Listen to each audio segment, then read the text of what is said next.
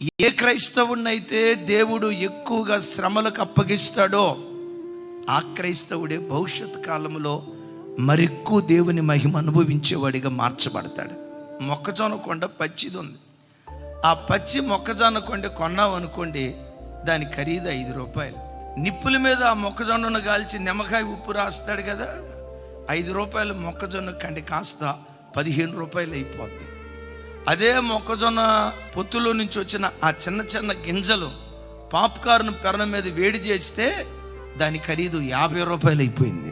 24 carat gold ఖరీదైనటువంటి బంగారం, 24 carrot బంగారం వచ్చేసరికి 1100 డిగ్రీ సెంటిగ్రేడ్ ఉష్ణోగ్రతలో వేడి చేయబడుతుంది.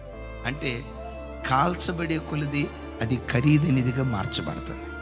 ఈ వాక్యం వింటున్న మీలో ఎవరైనా ఎందుకోనయ్యా నాకే, ఎందుకోనయ్యా నా కుటుంబంలోనే, ఎందుకోనయ్యా నా జీవితంలోనే ఈ ఆపదలన్నీ జరుగుతున్నాయి, నా జీవితంలోనే నేను తలెత్తుకోలేకపోతున్నాను, నా జీవితంలోనే నేను అనుభవించే ఈ శ్రమలు ఎవరికి చెప్పుకోలేక ఒంటరిగా కుమిలి కుమిలి కుమిలి కుమిలి బ్రతుకులో ఏడుస్తున్నాను, ఎందుకో నా జీవితంలోనే శ్రమలు ఎక్కువ వస్తున్నాయి అని ఒకవేళ ఈరోజు మాట్లాడుతున్నావా?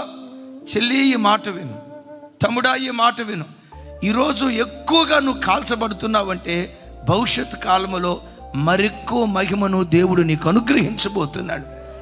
దేవుడు ఎప్పుడైనా అవమానాలతో నిన్ను కాలుస్తూ ఉంటే, నిందలతో నిన్ను కాలుస్తూ ఉంటే, ఇబ్బంది అని కొలిమిలో దేవుడు వేసి ఆకలి దప్పులు తిరస్కారాలు అనేటువంటి అగ్నిలో దేవుడు నిన్ను కాలుస్తూ ఉంటే గుండెల నిండా విశ్వసించు, ఖరీదైన పాత్రగా దేవుడు నన్ను మార్చబోతున్నాడు, ఓ విలువైన వాడిగా దేవుడు నన్ను మార్చబోతున్నాడు. కానీ నశించిపోవటానికి దేవుడు నన్ను కాల్చటలేదని, కాల్చేటప్పుడు ఆయన చిత్తానికి నీవు అప్పగించుకొందువుగాక.